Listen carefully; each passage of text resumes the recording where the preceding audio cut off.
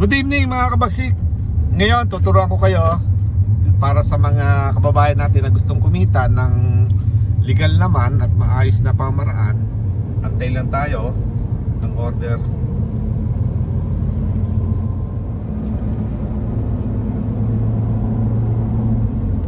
Di bali ano yan, mga ilang minutes yan, di mo alam. Hindi mo alam kuya, kasi depende yan kung may order, tapos bigla magpa-pop up yan sa apps mo. Ganun lang yan. Bisang ganong katagal lang isang pop-up niya, isang tawag? Depende sa oras, anong oras na ba yan? 5 o'clock. O ngayon, kasi dinner time, Sunday, walang bus sa city. Usually, hintay ka lang ng mga 5 minutes. Basta importante, nasa zone ka. Okay, yung zone na pula yan. Kasi pag wala ka sa zone, mahirap din kumuha kasi mas pina-prioritize ng app. App kasi system lang yan AI. Kumbaga algorithm lang. Kung sino yung malapit sa store, yun yan ang bibigyan niya ng order. Kaya advantage pag malapit ka doon sa store. Sa pulang nga yun. Sa pula. Lumapit ka lang sa mga tindahan.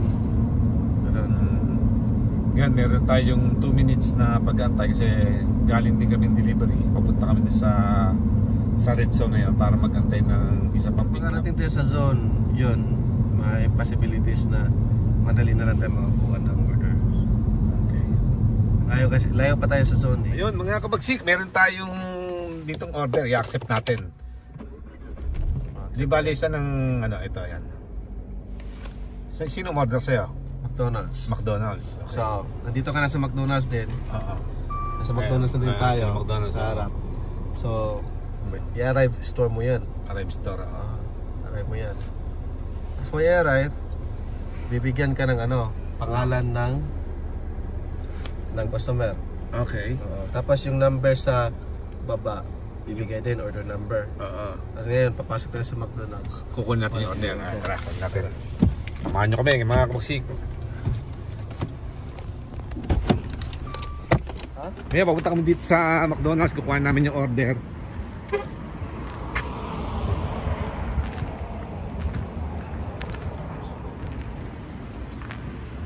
Ayan. Pumunta ka lang sa harap. Sabihin mo yung number mo. Ayan, pumunta sa harap, sabihin yung number. Hello. Pwede na. So confirm pick up nyo lang. Tapos mag-a-ask siya ng 3 digit doon. Last number. Confirm pick up. Bibigyan ka na ng address. Diretso na. Saglit lang. Internet. Diretso na address ng customer. Tara. Ayan na. Okay, punta tayo sa location nung nagpa-deliver. Ganyan lang mga kabagsik. Hindi tayo sa McDonald's. Ngayon, tayo lang. Samahan nyo kami sa location na nagpa-deliver. Yung mga kabagsik, papunta ngayon tayo sa bahay nung nagpa-deliver ng pagkain sa McDonald's. Di bali, meron na tayong $5. Ganun lang kadali. Parang namumulot tayo ng barya. Di ba? Kung marami pa, ito, siguro, nag-antay lang kami ng 5 minutes. Wala pa, 4 minutes lang, pumasok na agad. Kung masipag ka pa, ganito kalayo kalalabas na naman, ganito kalayo yung location ng pagdadala ng pagkain. Ilang kilometer? Sa'yo lang ba? Tignan natin. Hindi ko tingnan sa maps Nasa 4 kilometers lang. 4 kilometers lang. $5. Diba? Ganun lang. Di bali, kapag nandito tayo sa Canada, kapag ganyan ang buhay mo, aasenso ka, makakaipon ka. Siyempre, depende na rin sa paggastos mo ng pera. Pero ang maganda nito, kung may trabaho ka pa, bago may sideline ka pang ganito, bago may iba ka pa sideline, kagandahan naman, di ba? Hawak kong pa, oras mo. Ito, malapit na tayo ngayon dito sa pag-deliver natin ng pagkain.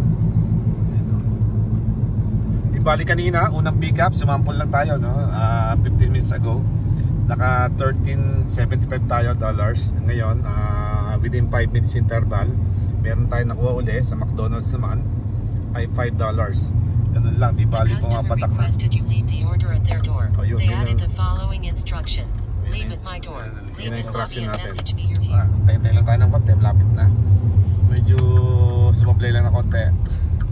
konti lang naman. Ayun na. Yun. Alin dyan? Ito. Eto. Ayan yung nagpapa-deliver. Kukunin natin ngayon.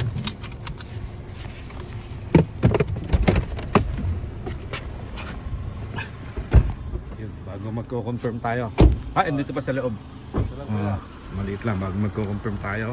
Tapos titignan mo yung instruction. Ayan. Sabi niya, leave at my door in lobby and message me you're here.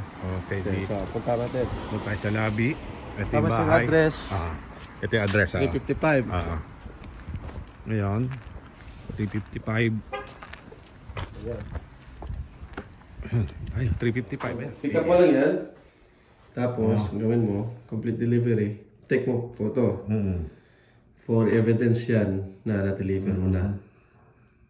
Tapos, done natin. Tapos, confirm mo. Yun, pumasok na yung pera sa per dollar sa bulsa mo. Ayun, ganun lang kasimple. Ayun lang mga kabagsik, sana malaking tulong tong video to sa mga gusto mag part-time dyan na hindi malaman kung paano. Ito lang, basta may license ka lang, may kotse ka, yun lang mga kabagsik at magkakaperan tayo.